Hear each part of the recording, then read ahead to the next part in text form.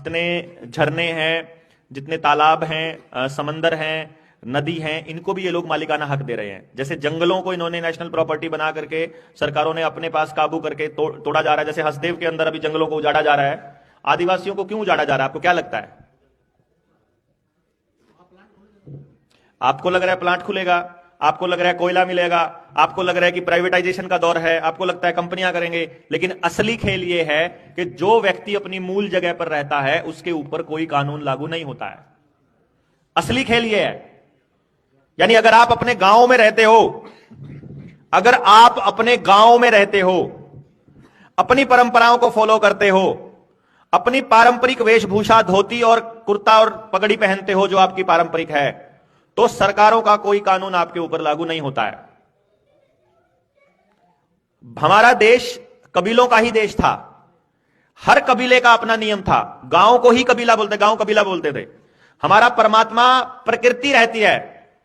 हमने ज्यादा से ज्यादा अगर किसी को बहुत तवज्जो दी है साक्षात मान करके, तो वो हमारे पुरखे थे। अपने ही परिवार में हमारा कोई पूर्वज जिसने अपना जीवन समाज को दिया, या जो आगे जिसका वंश बेल नहीं बढ़ी, उसको हमने अपना इष्ट रूप में अपने खेत में स्थापित किया हम लोगों ने। और गांव ने अपना देवता माना दादा खेड़े को। गांव खेड़ा बोलते थे। खेड़ा, दादा खेड़ा ही हमारा सबसे बड़ा देवता रहा। और जब तक दादा खेड़ा रहा तब तक गांव अपनी परंपरा को मानता रहा। मंदिर मस्जिद वाली जो कल्चर है, ये तो अभी राम जब नहीं था तब भी तो कुछ था, जब कृष्ण नहीं था तब भी कुछ था। वो कुछ क्या था? वो प्रकृति थी, वो कुदरत थी जो हमेशा से रहती आई है, जिसने लालन पालन किया है। जो पंच तत्व हम कहते हैं, जो पंच महाभूत हम कहते हैं, वो तो हमेशा थे। उसी को भगवान बोला हमने। वही हमारा पोषण करती थी। उसी को मानने वाले आज भी लोग, सिर्फ ट्राइबल लोग रहते हैं। वो आज भी किसी देवता को नहीं मानते हैं, वो प्रकृति को ही बोलते हैं जय जोहार। जोहार प्रकृति को ही बोलते हैं वो। तो उनके तो संबोधन में भी जय जोहार रहता है। तो वो जो जोहार है, उसको मानने वाले लोग जितने भी हैं, उनको विस्थापित करना है। जैसे ही वो अपनी मूल जगह से गए, वो भी फिर हमारे जैसे शरणार्थी हो जाएंगे।